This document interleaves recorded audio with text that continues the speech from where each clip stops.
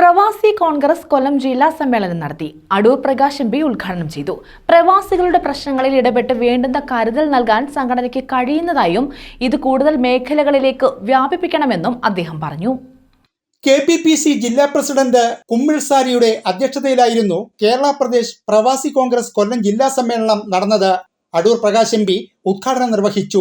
Ward വിഭജനം എന്ന് പറയുമ്പോൾ 10-15-20 വാർഡുകൾ ഉള്ളിടത്ത് 1-2 വാർഡുകളൊക്കെ അധികത്തിൽ വന്നിട്ടുണ്ട്.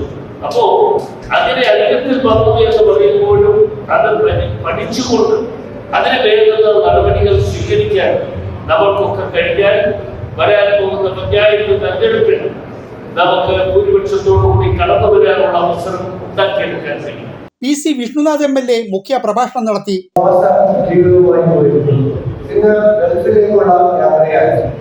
പിന്നീട് പോയി യൂറോപ്യൻ രാജ്യങ്ങളിലേക്ക് പോകുന്നു, ഓസ്ട്രേലിയയിലേക്ക് പോകുന്നു, അയർലൻഡിലേക്ക് പോകുന്നു, ദക്ഷിണാഫ്രിക്കയിലേക്ക് പോകുന്നു. സൗത്ത് ആഫ്രിക്കയിലെ അധ്യാപകർ ഏറ്റവും കൂടുതൽ മലയാളികളാണ്. ദക്ഷിണാഫ്രിക്ക ലോകത്ത് മലയാളി നഴ്സുമാരില്ലാത്ത രാജ്യങ്ങളിൽ ആശുപത്രികളിൽ ഇപ്പോ വിവിധ രാജ്യങ്ങളെ കെട്ടിപ്പടുക്കുന്നതിൽ മലയാളികളുടെ സംഭാവന അതുപോലെ കേരളത്തിൽ. KPPC ജില്ലാ സെക്രട്ടറി അൻസിൽ സുബൈർ സ്വാഗതം പറഞ്ഞു.